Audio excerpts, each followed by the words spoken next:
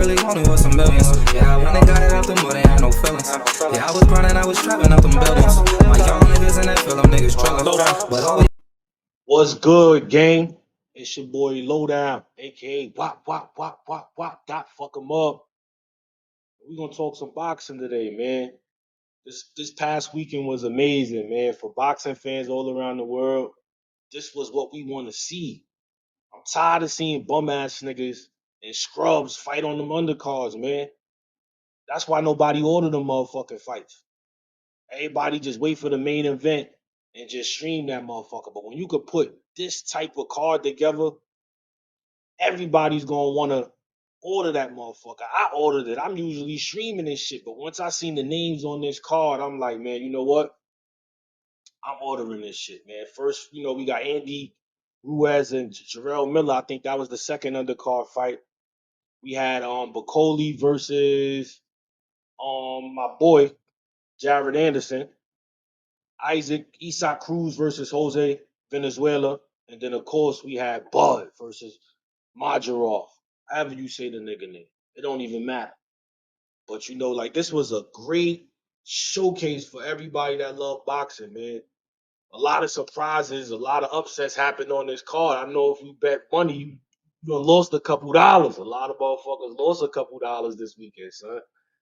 Real shit. I almost lost a couple dollars because I was going to bet on Jared Anderson against Bacoli, and I'm glad I didn't.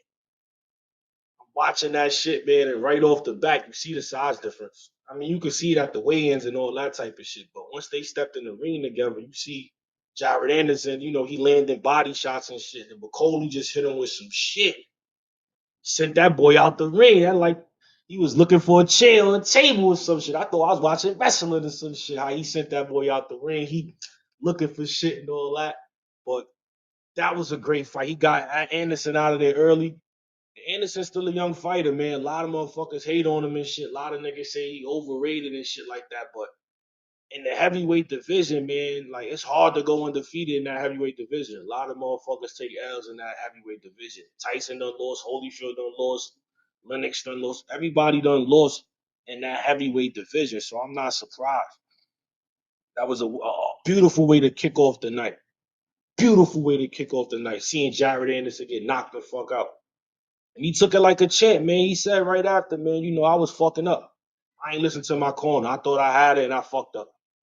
And he was able to land, but he just kept being too much inside, man. With a nigga like Bacoli, man, you gotta be outside, hitting him, moving. Cause he don't have a lot of movement. He pretty much like the older George Foreman and shit. He get up on you, he throw some stiff shit, stiff uppercuts. It don't even look like there's a lot of power and shit in that shit, but you know it's power when niggas is flying out the ring and shit, man. It's crazy. Then it was Jarrell Miller versus Andy Ruiz. A lot of people going for Andy Ruiz because he's a bigger name. Jarrell Miller did some dirty shit back in the day. You feel me? I think he was suspended for a little minute. So a lot of motherfuckers don't know who he was, and a lot of motherfuckers wasn't going for him. But I feel like Jarrell Miller won that fight. As the fight progressed, he started dominating. His hands started letting go. He was landing more than Andy Ruiz. And I'm not sure why that was a draw, but Andy Ruiz definitely didn't do enough to even win or draw the fight. He definitely lost that fight. And that shit wasn't even debatable. When you look at it, it's not even debatable, bro. Like that shit was an obvious loss.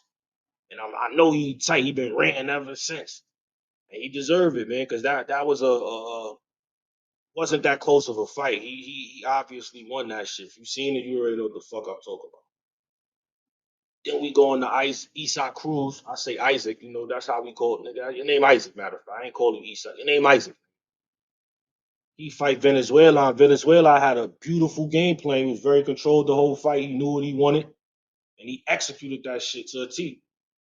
Isaac Cruz, man, he's a one-dimensional fighter, man. Shit look good when he winning, but when he ain't scoring, he just look bad out there, man. It seems like all he throw is hooks. He don't have a jab.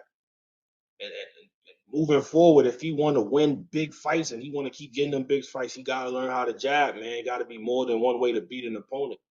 You just can't keep throwing haymakers and shit and pray that they land. And that seemed like that was his game plan, and that's why he lost. I don't even know how that was a split decision. I feel like Venezuela dominated that whole fight. Now we gonna get into the real shit. We'll get into the real shit, man. Bud versus Israel. And this fight, first watching it, I was a little lit. So shit looked close. It looked close to me. I'm like, damn, all right, Bud, he gonna come out these last couple rounds. He gonna dominate and it's over. Which he did. But after re-watching the fight, man, this shit wasn't even close, man. I thought Sean Porter was bugging. Now I'm watching it again. I'm like, nah, man, Bud won this fight easily 8 rounds to 4. 9-3. Like, I understand those. If you saying Bud won 8-4, 9-3, I understand because he was, man. He was controlling the fight. He was landing the jab all night. Half the fight, probably most of the fight, Israel was running. He wasn't even active. He rarely put combos together, man. You're not gonna beat a nigga like Bud just throwing single right hands. It's just not gonna happen. And Bud just started dancing on him, sticking his tongue out on him, trying to egg him on, just so he could start letting his hands go, so he could counter and hit that nigga with some shit. And I think he knew, like, yo, if I let my hands go, I'm susceptible to get hit with some shit from Bud. And he knew that already, man. If he let the hands go, Bud was gonna put him right on that carpet, right on the mat. He was going right out, 100% right out, because Bud don't play. He's the greatest. He's the GOAT. You feel me? I ain't gonna put him over Floyd yet, because Floyd did some shit, but he done did shit that Floyd didn't do. And you just gotta respect BUD Crawford, man. You just gotta respect it, man. One thing I noticed watching it again, like the announcers and shit, besides Sean Porter, they was glazing the Israel nigga. Glazing him. Every time he lands something, they calling it. Even when he didn't land, he was hitting straight gloves a lot of times, man. A lot of times, and they called it, the straight right from, and the overhand right, and the left from him. I'm looking like, yo, what the fuck? He ain't even landed them shits. How y'all call this shit? He ain't even landed. But when Bud lands some shit, you don't hear nothing. You don't hear nothing from them niggas. Whole fight they hyping up dude. I think they had a bet on dude, and they wanted Bud to lose this fight. And it's obvious now that I'm watching and listening to it for a second time. It's obvious what them guys really wanted to happen. But Bud wouldn't let that happen. Why? Because he's BUD Crawford. He's that nigga. He the man to beat. Pound for pound, #1 in the world. Still. And new champion. This is 4th division. He don't want belts in, man. And if I know Bud like I know Bud, he going for the sweep. You got a belt, he want parts.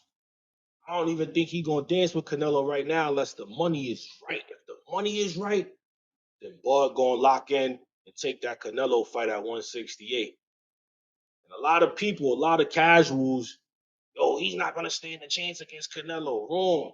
Canelo movement ain't nothing like Bull. He ain't gonna move as much as dude. His head movement ain't nothing like his footwork ain't nothing like dude shit. So it's gonna be a pretty much a sitting target for Bud. The only difference is Canelo got way more power and shit, so Bud gonna have to be way more careful and shit with this one. He gonna have to really outbox him, which I know he's capable of doing. I know Bud can outbox him and shit. So that's a big fight coming up. I see that probably next year, end of next year, probably happening. But let's just take our hats off to Bud. Let's just clap it off to BUD Crawford, man. He's doing amazing shit. He's shutting the haters up, time after time. Time after time, and there's always an excuse after he beat these niggas' ass, bro. Every time he beat a nigga, this nigga, he was hurt. He just fought another nigga and knocked him out. Y'all was saying he was going to knock Bud out. Now Bud win. Oh, he was hurt. I don't want to hear that shit, man. Bud is that motherfucking nigga, man. Put some respect on Bud's name, man. The greatest, chasing greatness right now. He trying to do shit niggas ain't never do before. Now, if he get undisputed in the light middleweight class, there's nothing you could tell him. Ain't nothing you could tell him. He beat Canelo and then go on to go undisputed in that weight class. What the fuck can you tell Bud? Because once he beat Canelo, that'll be 5 divisions, and he might be undisputed off the rip. Because I'm pretty sure all the belts gonna be on the line. Like when Canelo fought Charlo, the belts gonna be on the line. You feel me? So then he gonna be undisputed in that division. Then what niggas gonna say? Ain't nothing you can say, man. Just appreciate greatness while it's here. I did the same thing with Floyd. A lot of y'all niggas was hating because he not knocking motherfuckers out, but I'm dominating the fight. I don't always have to knock a nigga out to dominate a fight, to control a fight. And a lot of motherfuckers don't understand that, bro. A lot of niggas don't understand that, bro. But you know, we gonna be active, man. We live, we gonna cover that Canelo versus Edgar fight coming up. That's next month. We gonna cover that. You know, I think it's pretty close. You know, they just made that deal a week or two ago, and now they fighting in a month. So Edgar Berlanga, he gonna have a very short time to get prepared for this, man. And I'm all for it. I'm all for it. But y'all already know the vibes, man. All we ever really wanted was some millions. Yeah, when they got it out the mud, they had no feelings. Yeah, I was grinding, I was trapping out them buildings. My young niggas in that film, niggas struggling. But all we ever really wanted was some millions.